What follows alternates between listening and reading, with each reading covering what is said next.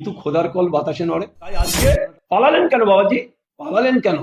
ওনার ছেলে ওখানে কয়েকশো বিঘে জমির উপরে করে বসে আছে। আজকে এইসব দুর্নীতি, এইসব স্বজন পোষণ, এইসব অত্যাচার, মানুষের উপরে জুলুম শওকত মোল্লার নির্দেশে আহসান সম্পূর্ণভাবে পরিচালনা করেছে। এই বোমবাগার, মোশেল্লা বা ওর বারুদ, অন্যান্য ঝাঁজ সরঞ্জাম, সুতুলি থেকে শুরু করে সমস্তটা আহসান করেছে। এর সাথে যুক্ত ছিল বাহারুল, বাহারুলির ভাই খয়রুল এর সাথে যুক্ত। এই যে এনআইএ আজকে তদন্ত করছে, তদন্ত করলে অনেক কিছু পাবে। কেন পাবে?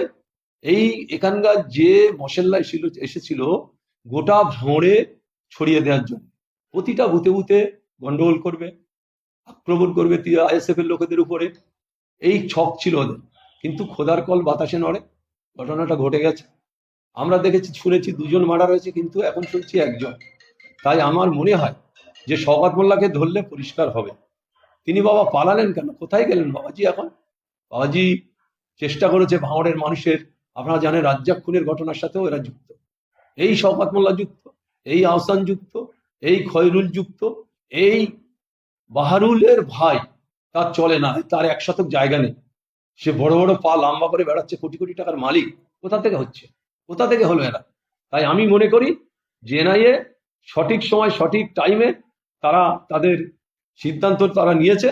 যাই হোক, সে যেখানে পালিয়ে যাক, খুঁজে বের করবেই এনআইএ। আমরা চাই যে মেন আসামি, মেন কালপিট শুধু ভাঙড় ক্যানিং নয়, দক্ষিণ 24 পরগনা একটা সময় তৃণমূলের হয়ে একেবারে রোলার চালিয়েছে বিরোধীদের উপরে। তাই আমার মনে হয় যে উনি অবিলম্বে ওনাকে অ্যারেস্ট করার দরকার। এনআইকে বলবো যে ওনার যেখানে থাক খুঁজে বের করার দরকার।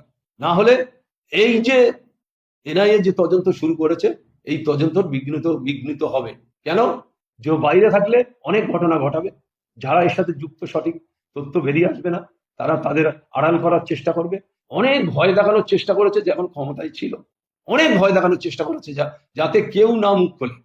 একটা প্রশাসনের একটা সেকশন সম্পূর্ণভাবে শওকত মোল্লার দালালি করেছে। তাই আমি মনে করি অবিলম্বে শওকত মোল্লা অ্যারেস্ট হওয়ার দরকার, বাহারুল অ্যারেস্ট হওয়ার দরকার, আহসান অ্যারেস্ট হওয়ার দরকার, খয়রুল অ্যারেস্ট হওয়ার দরকার।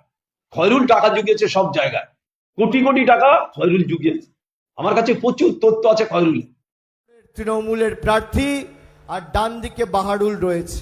ও আমার দীর্ঘদিনের সহকর্মী, জেলা পরিষদ মেম্বার, ছাত্র পরিষদ করে ধাপে ধাপে উঠে এসছে। ভালো ছেলে, দুজনেই তৃণমূলের প্রতিনিধি। তাদেরকে এমনভাবে জোড়া ফুলে ভোট দিয়ে জেতাবেন, 4 তারিখ ভোট বাক্স খুলবে, আইএসএফ আর পদ্ম ফুলের নেতারা যেন চোখে সর্ষে ফুল দেখে আর ভাঙড়ে নতুন উন্নয়নের অধ্যায় শুরু হয়। জেতাবেন তো?